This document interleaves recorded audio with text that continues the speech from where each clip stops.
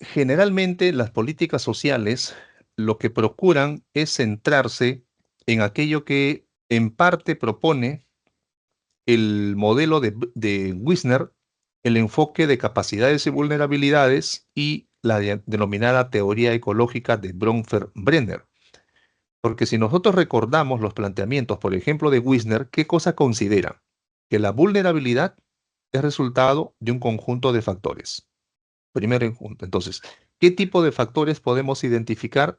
Aquellos factores que tienen que ver con desigualdad de acceso a una serie de recursos, desigualdad en las capacidades para la prevención, para la mitigación o para la recuperación, y cómo las condiciones de vulnerabilidad a la vez también se construyen mediante la interacción entre distintos procesos sociales, económicos y políticos. Eso es por un lado.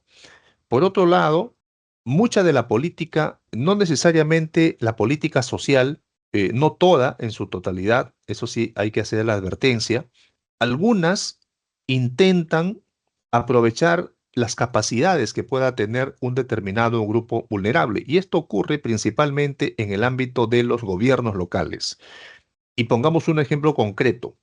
En los ámbitos territoriales, en los distritos, pongamos un caso inmediato. En los últimos tiempos, el fenómeno de la criminalidad ha sufrido un desborde. Hay determinados sectores de la población que no pueden contratar una seguridad privada para cuidar la comunidad como sí lo pueden hacer otros sectores socioeconómicos que tienen mayores capacidades de recursos económicos. En cambio, en las comunidades marginales existe algo que se conoce como las juntas vecinales de seguridad ciudadana. Es decir, son vulnerables a la criminalidad, son vulnerables a la inseguridad, su probabilidad de ser víctimas de algún delito es alta, pero se organizan. Entonces, la respuesta que proponen es conformar una junta vecinal de seguridad ciudadana. Pero además de que existe la voluntad de los vecinos de constituirse en una junta vecinal de seguridad ciudadana, tienen el respaldo de la autoridad municipal. Y la autoridad municipal articula con estos grupos sociales. Además, la municipalidad articula también con aquello que se conoce como la Ley de Seguridad Ciudadana, o con el gobierno regional, con el gobierno nacional, con las entidades policiales, con la comisaría. Es decir, hay un conjunto de actores que lo que buscan es mitigar el peligro. Y por otro lado, también la teoría ecológica de Bronfer-Brenner, porque como su perspectiva es holística, como su perspectiva es integral, lo que procura es analizar al individuo situado dentro de sistemas, desde los sistemas más grandes hasta los sistemas mucho más microsociales. Entonces, hay una serie de mecanismos de interacción que van a ir determinando el nivel de riesgo o mitigando la vulnerabilidad. Entonces, hay una interacción entre lo que está más cercano a nosotros, que es la comunidad, que es la familia, con las políticas públicas.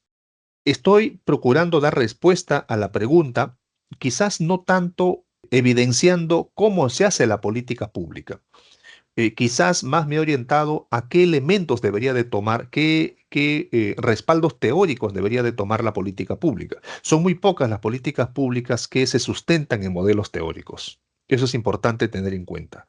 Mucha política pública que existe en el Perú no se sustenta en modelo teórico, se sustenta en una simple racionalidad y que cuando se implementa, por eso no transforma ninguna realidad, porque las intervenciones, primero, que carecen de diagnósticos eficientes y la forma de identificar las variables o los indicadores no tienen un modelo conceptual que los respalde.